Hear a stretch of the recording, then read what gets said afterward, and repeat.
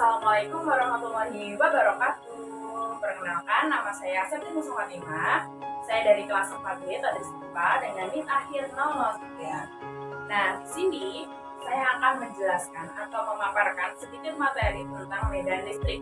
Nah, kita akan belajar medan listrik ya teman-teman.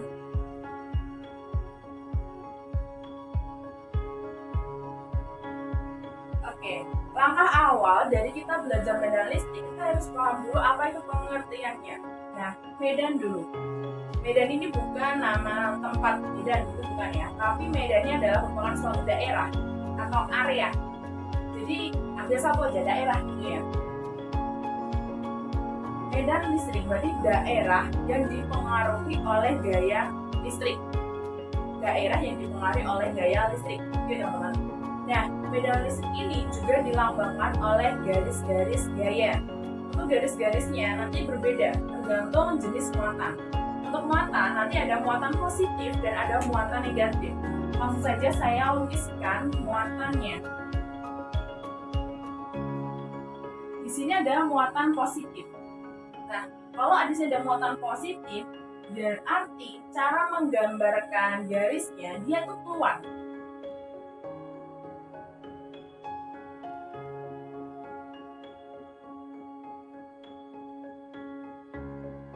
Coba teman-teman perhatikan ya, muatan positif dia keluar, berarti secara tidak langsung dia menjauhi muatannya. Tapi kalau muatannya itu negatif, sebaliknya, jadi garisnya itu dia akan masuk.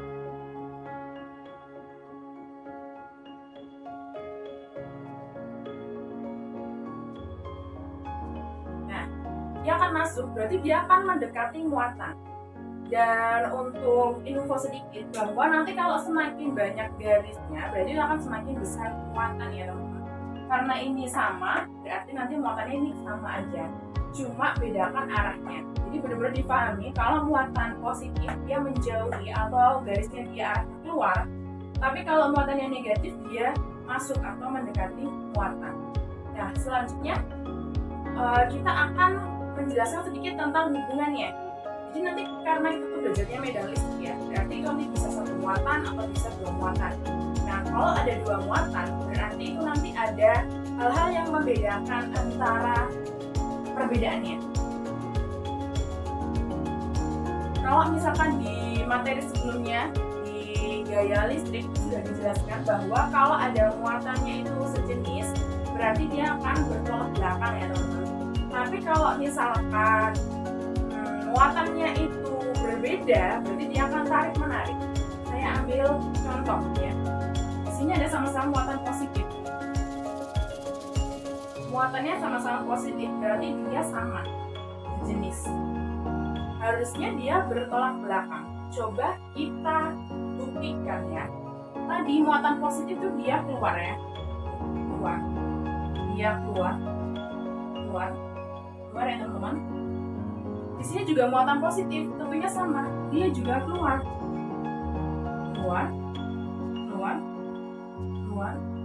dan keluar. Perhatikan ini teman-teman. Nih, dia bertolak belakang. Satu ke sana, satu ke sana. Ya, dia bertolak belakang. Coba kalau misalkan yang muatannya negatif, berarti dia masih sejenis ya teman-teman. Harusnya dia bertolak belakang. Kita buktikan. Nih, yang negatif berarti dia masuk.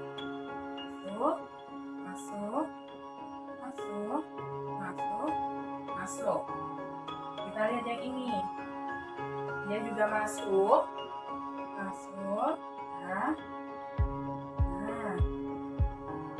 Bukankah sama ya? Jadi dia sama-sama bertolak belakang. Satunya ke sini, satunya juga ke sini. Berarti dia bertolak belakang. Berarti kalau misalkan muatannya itu sejenis, pasti bertolak belakang, entah itu muatan sesama positif ataupun sesama negatif.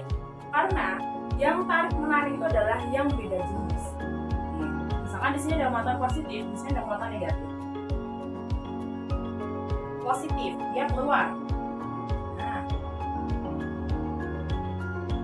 kemudian ini negatif ya, dia masuk.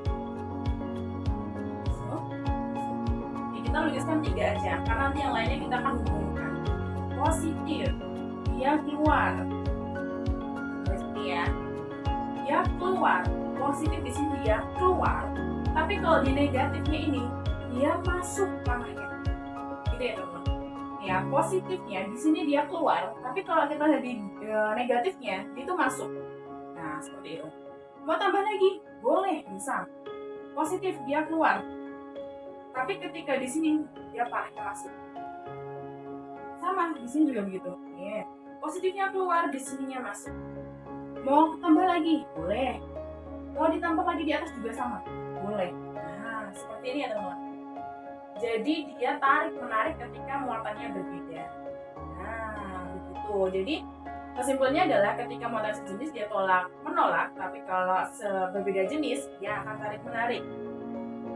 Nah, untuk for information bahwa kalau positif negatif itu ada dua muatan ya teman-teman. Pasti di sini ada yang namanya gaya listrik atau F ya. Jadi gaya listriknya ada di sini karena ada dua muatan yang didekatkan. Sebenarnya nggak hanya beda jenis ya, kalau sama jenis pun juga ada. Kalau ada dua muatan yang didekatkan, seperti itu. Saya hapus ya.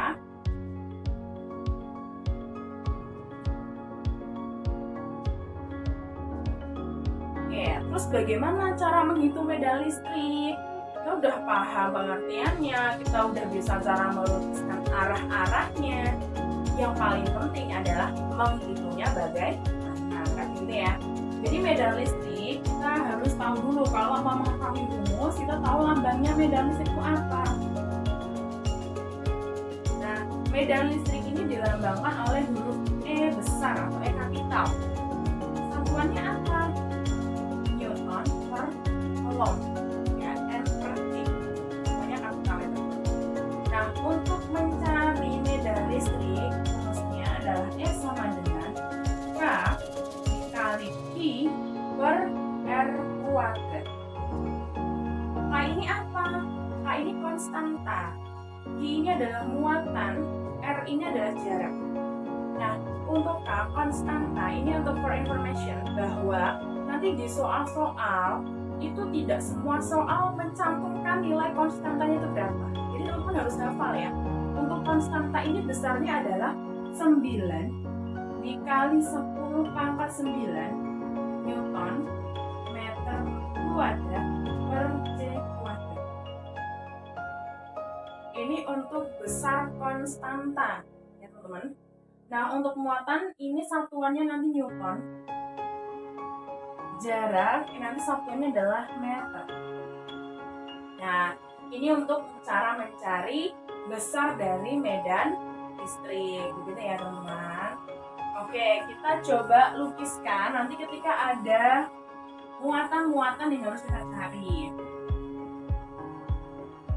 Saya ambil contoh, ada muatan positif. Di sini ada muatan positif. Muatannya sebesar Q ya. Jaraknya sebesar R. Di sini ada titik P. Nah, kira-kira arahnya ini mau kemana? Ke sana atau ke sini? Ada muatan positif.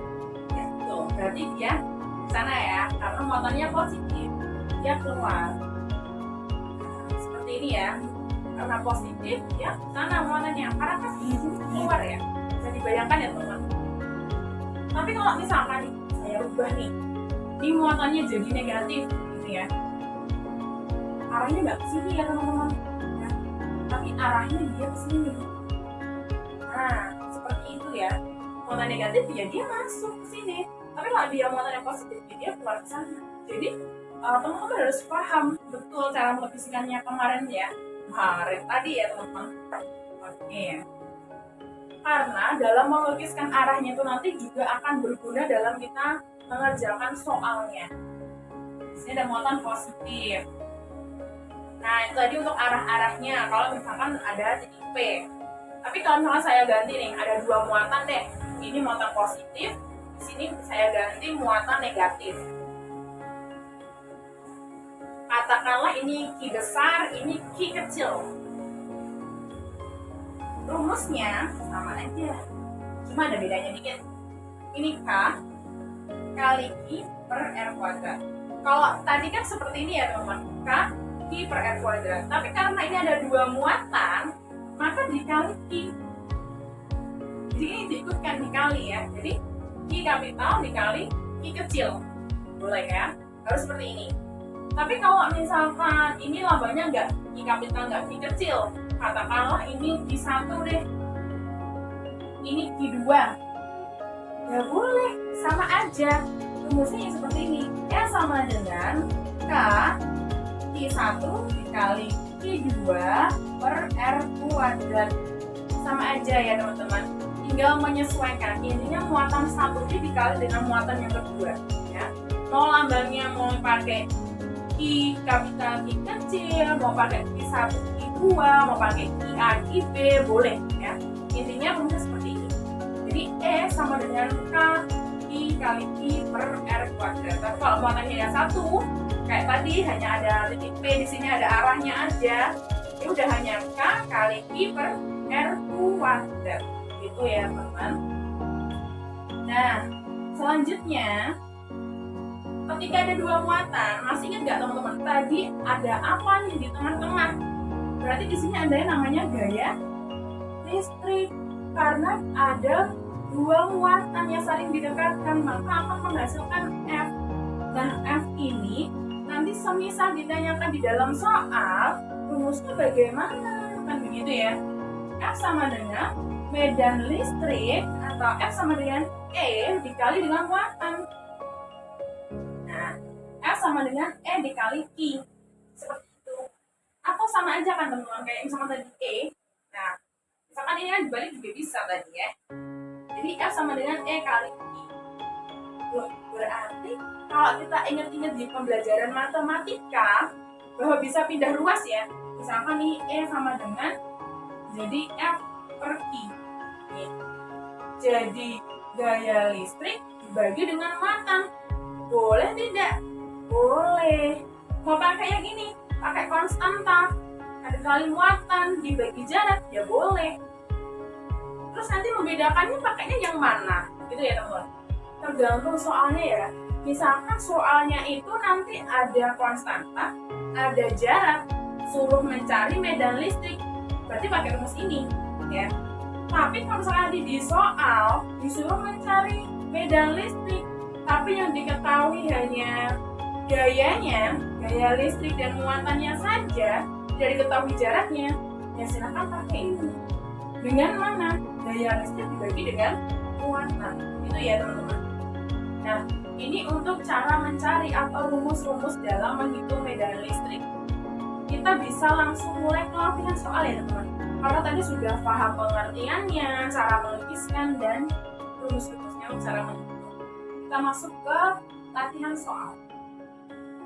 Nah, ini dia soalnya. Saya ambil satu contoh soal ya teman-teman. Ada gaya kolom yang dialami oleh muatan A dan B adalah 7 dikali 10 pangkat min 4. Jika besar muatan B itu adalah 2 kali 10 pangkat min 6 kolom, maka besar kuat medan listrik oleh muatan B adalah berapa? Teman-teman, usahakan kalau ada latihan soal seperti ini, ada pengertian soal-soal ya, apalagi di dalam fisika ya. Nah, di sini lebih fokusnya di listrik dan magnet atau medan listrik. Nah, teman-teman digambar, bisa dibayangkan. Nah, di sini ada gaya kolom yang dialami oleh muatan A dan muatan B. Berarti ini ada dua muatan ya. Di sini ada muatan A. Ini ada muatan B. Nah, ada muatan A dan ada muatan B. Kalau ada dua muatan, berarti ada gaya listriknya. Nah, di sini diketahui belum? Sudah gaya listriknya. F sebesar 7 dikali 10 pangkat min 4. 7 dikali 10 pangkat min 4 ini adalah gaya listriknya atau F-nya. Kemudian muatan B-nya. Muatannya B atau IB, satu listriknya ya. 2 dikali 10 pangkat min 6. Terus besar medan listrik dari B berapa? Kan gitu ya. Berarti dicari adalah medan listriknya si B. Kalau kita pakai rumus yang E sama dengan K dikali Q1 Q2 atau Q Agi B gitu ya, K kali Q Agi B per R kuadrat, bisa nggak dong? Ya bisa. Kenapa? Karena di sini jaraknya tidak diketahui. Kemudian untuk muatan A-nya juga belum diketahui. Tapi kita bisa pakai rumus yang lain. Ya, yang tadi yang kedua, itu apa? F dan muatan atau gaya listrik dan muatannya. Di mana tadi F sama dengan adalah E dikali muatan. F sama dengan medan listrik kali muatan. Dipindah ruas bisa. E sama dengan gaya listrik atau F dibagi dengan muatan. Jadi F per I. Gitu ya. Boleh saya hapus ya teman-teman?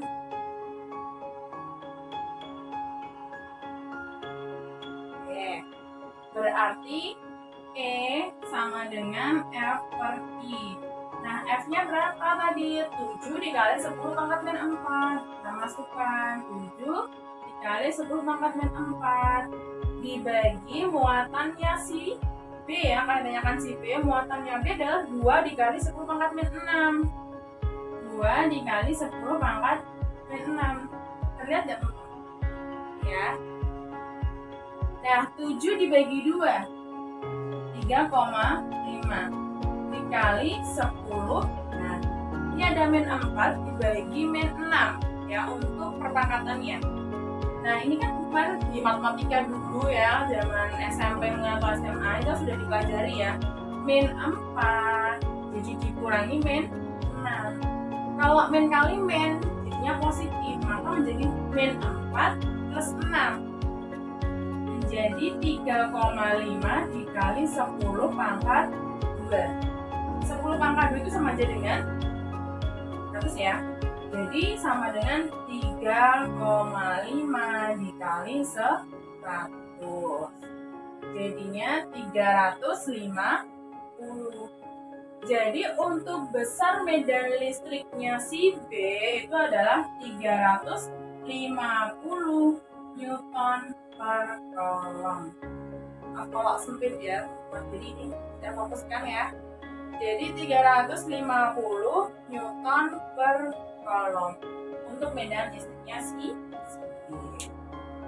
Nah, ini baru satu soal, jadi nanti untuk pemahamannya lebih jelas lagi, silakan teman-teman bisa membuka banyak-banyak lagi soal-soal untuk dikerjakan, karena nanti pasti akan menghasilkan banyak problem-problem yang mungkin teman-teman temukan sehingga bisa dipecahkan baik sama temannya atau sama gurunya, begitu ya, atau bisa mencari video-video atau mengulas materi yang saya tadi jelaskan, begitu ya. Karena soal itu pasti akan bervariasi dan cara pengerjaannya mungkin ada teknik yang berbeda.